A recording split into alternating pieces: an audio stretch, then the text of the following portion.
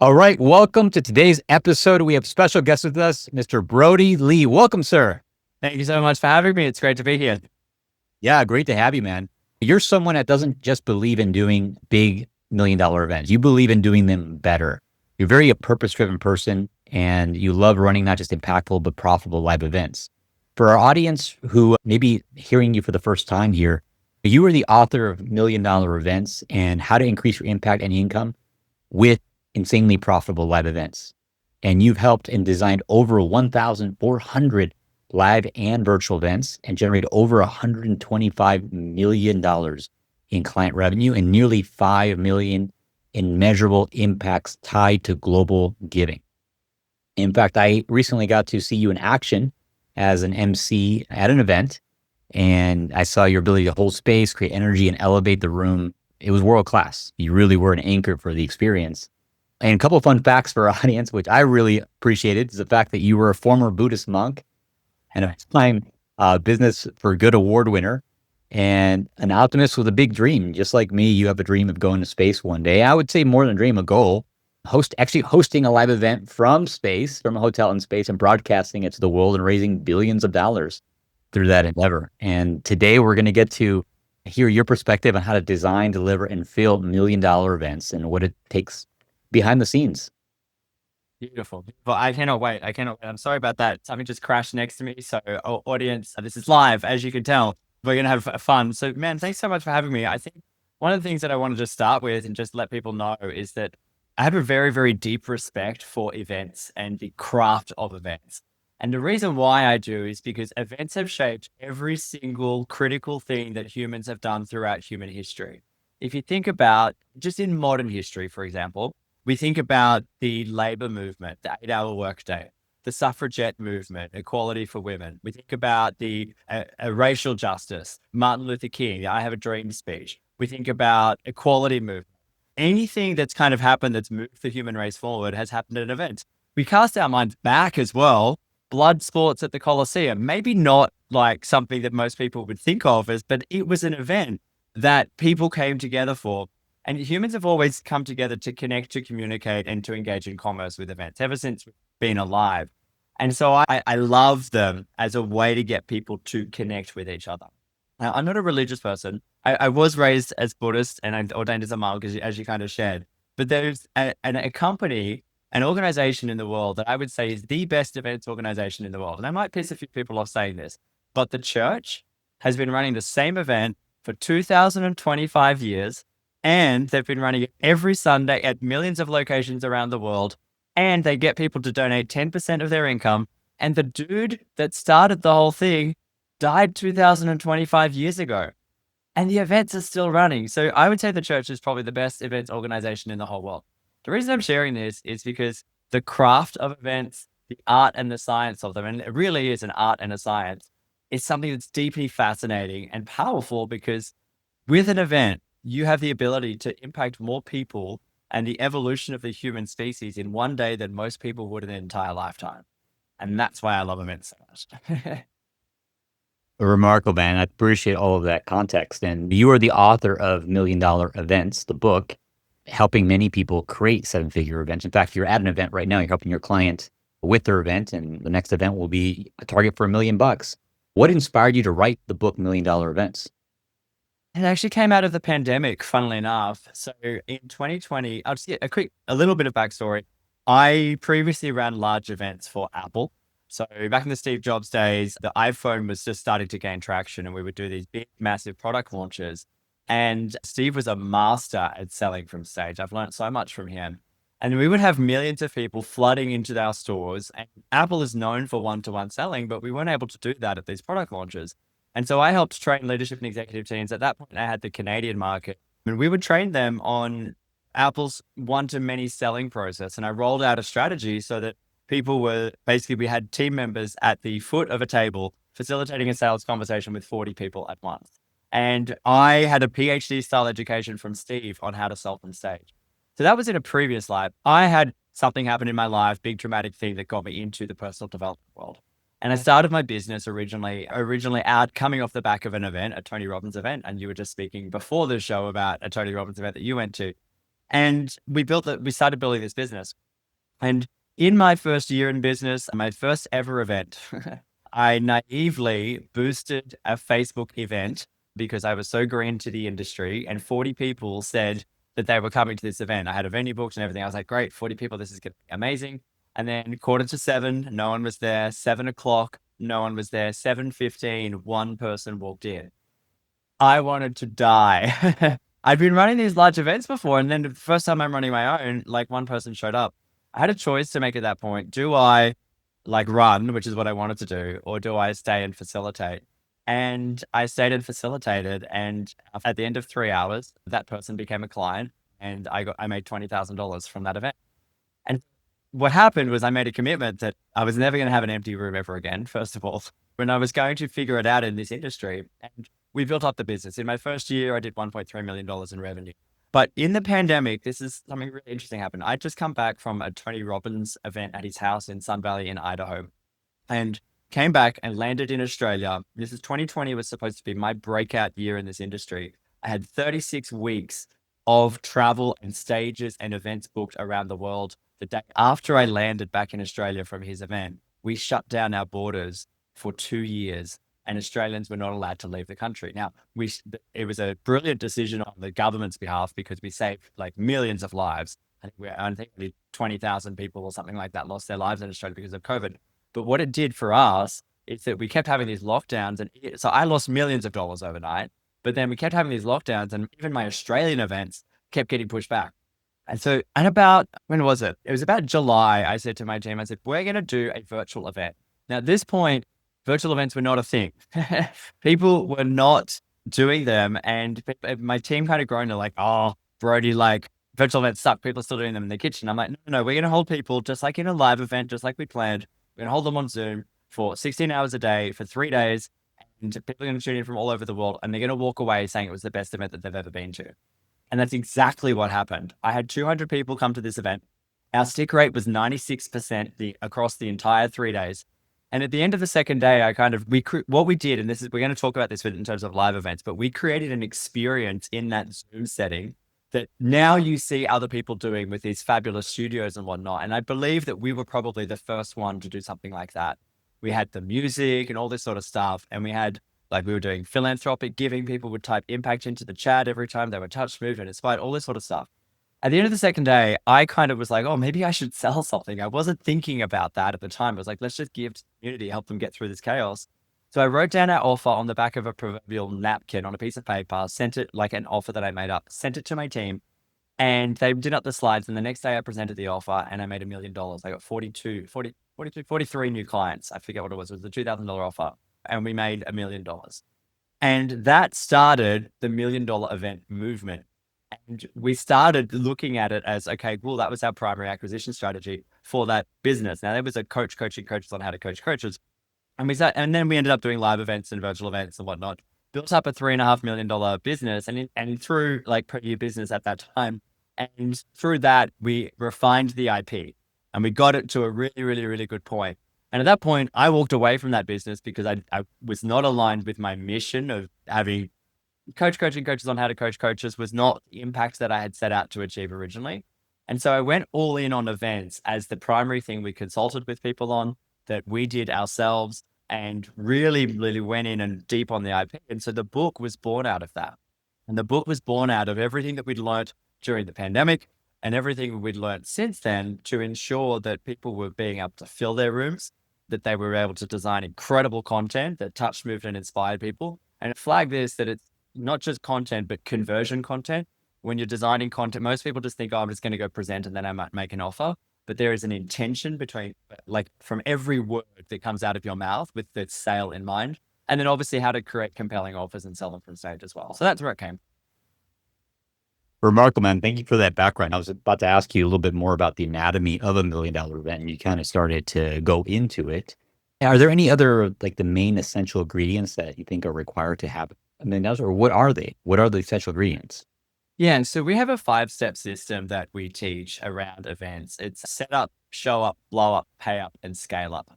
So setup is all really about setting up an events ecosystem that fits with your impact, your income, and your lifestyle goals. Everyone's different, right? And you can make any event work and be profitable and create $1 million. But you need to make it work for you and for your audience. But I always say that it's got to come for you first. And so we make a decision. Are you doing a 1-day event, a 2-day event, a virtual event, a live event? Where are you going to do it? All that sort of stuff and figuring that out. And how does it like connect with your mission and your vision and everything?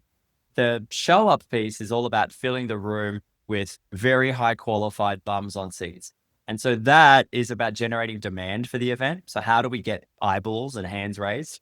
Then once we've generated that demand for the event, we need to build trust with them before they come so that they're red hot and ready to purchase your offer. It's a bit that's missed actually, that nurture piece before people arrive, so that people are kind of like really educated, they're really informed, they know what they're coming into, and they're primed to be in the buyer's mindset before they come.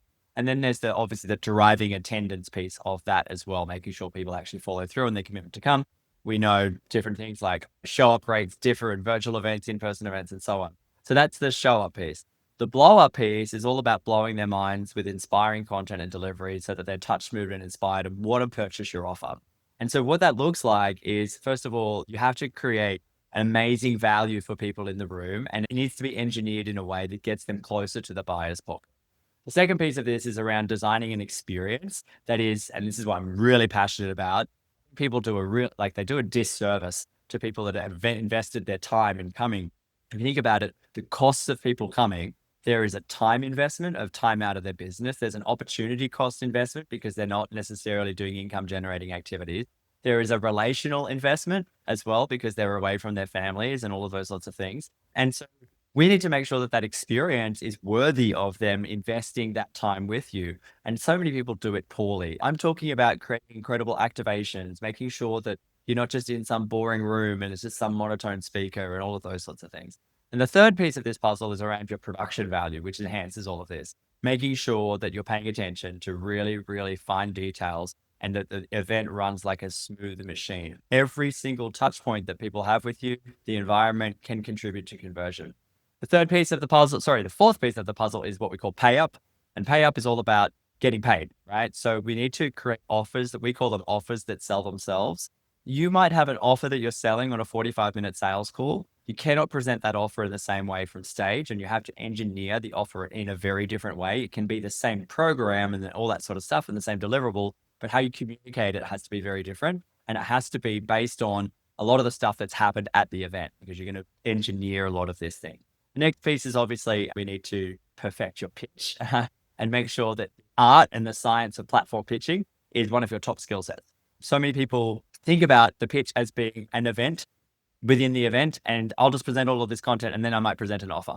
But the pitch is actually a process. I teach that there's only 3 things that matter at an event. There's one person, one skill, and one process.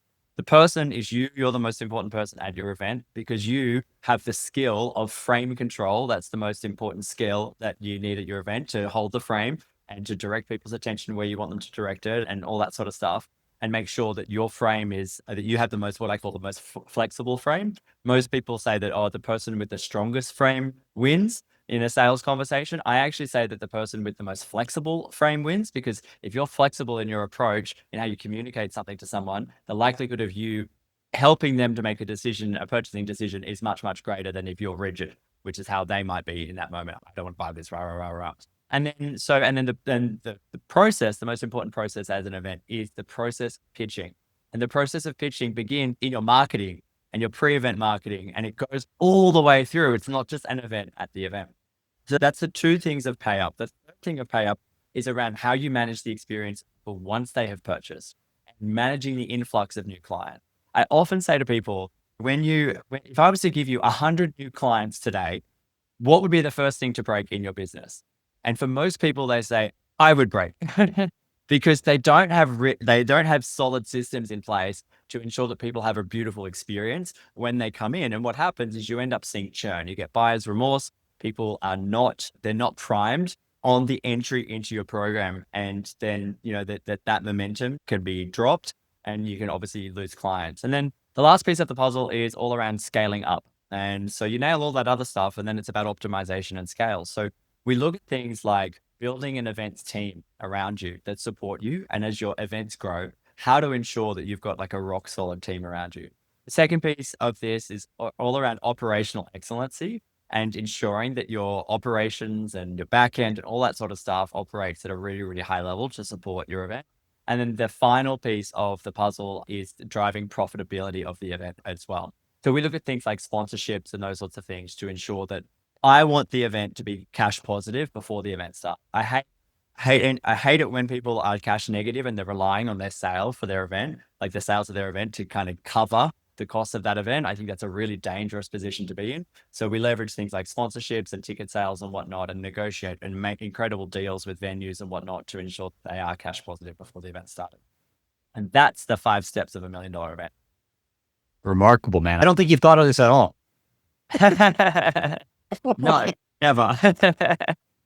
It's very clear that you have a framework and a model that you've tested and refined and defined, tested, refined, and used to help your clients, which is phenomenal. Inside of all this, I know you've worked with a lot of clients with their events. What are, you say, some of the most common mistakes event leaders make that cost them the most? Yeah, paying too much attention to the stuff that happened after you've got people to register before you've got people to register. So the most important thing is obviously getting quality bums on seats, right? And that should be your primary focus in the lead up to Europe. You absolutely need to be focused on that. And I think sometimes people work in reverse order. They're like, I'll design the event first, and then I'll design my offer and all that sort of stuff. And then I will market it once I feel comfortable that I have an event.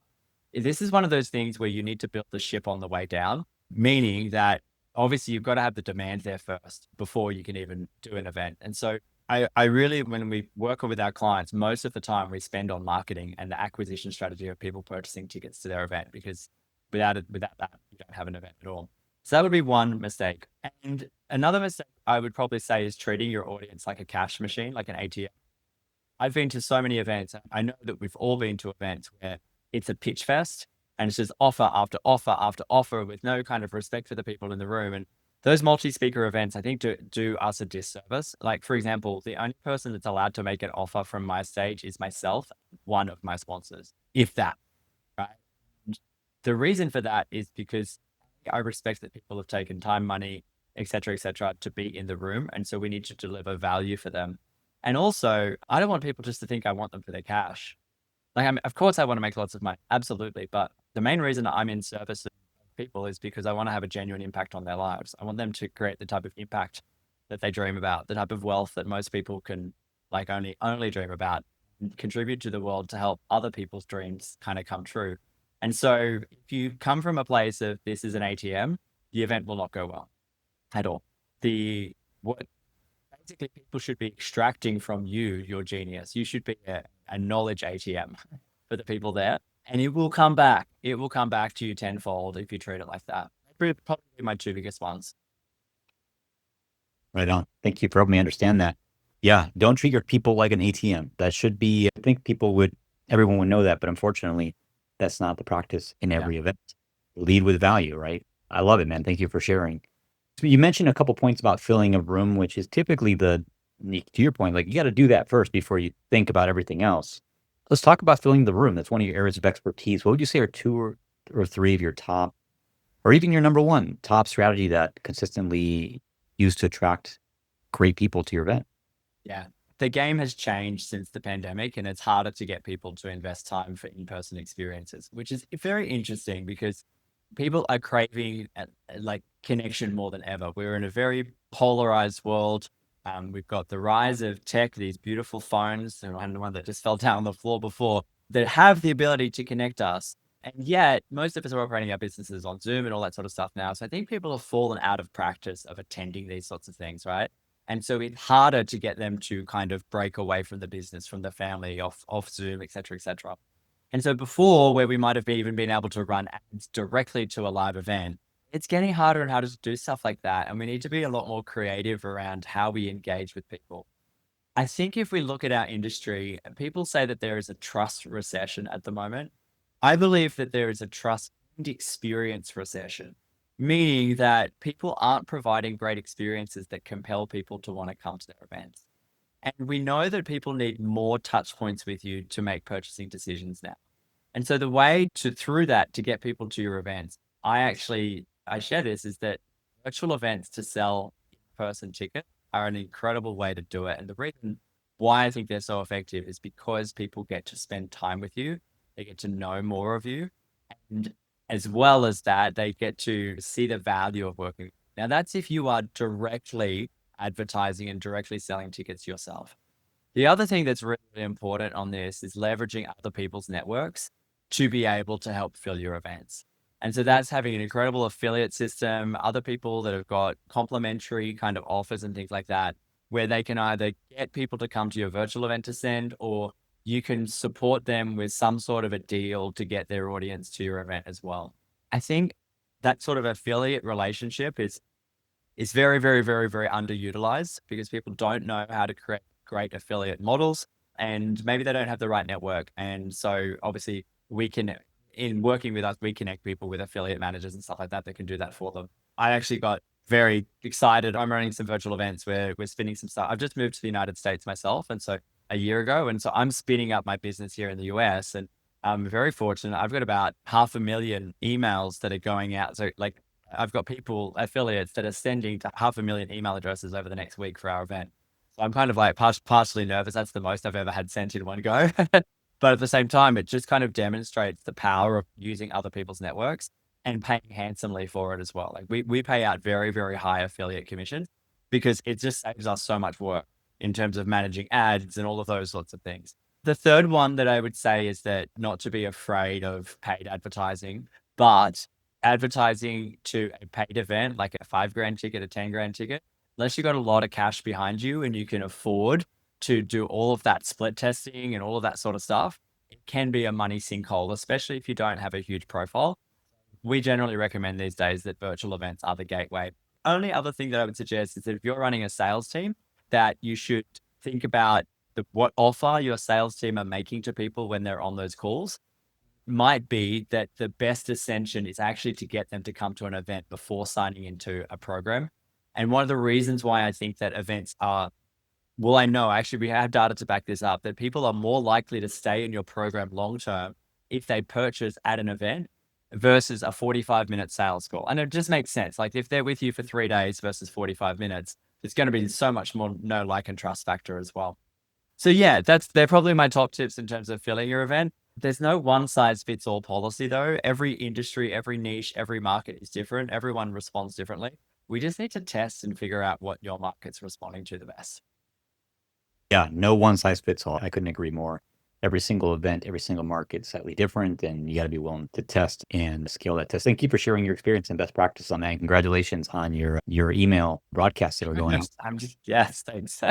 Your next event. Speaking of your next event, I'd love to hear a little bit more about what you have coming up as far as your next event. And yeah, I'd love to hear more about what you're doing with your business and your events. Yeah. So we're spinning up some virtual events here in the US using our AI-powered one-day selling system. So this is for virtual. Basically, the premise is that you can replace an entire year's worth of sales calls just one day, and reduce your reliance on your sales team. I don't like that. Some people say, oh, you can eliminate your sales team. I think that's a little bit naive because sales teams are really important for the follow-up.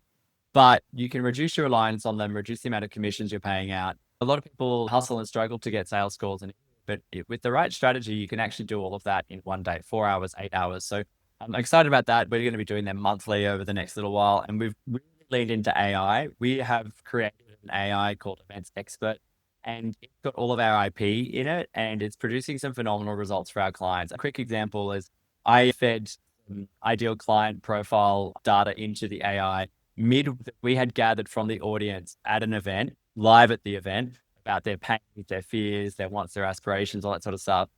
Used our ultimate repitch framework to produce a repitch script for us to be able to use live at the virtual event. We pulled an extra $75,000 out of that room virtually at that client's first event.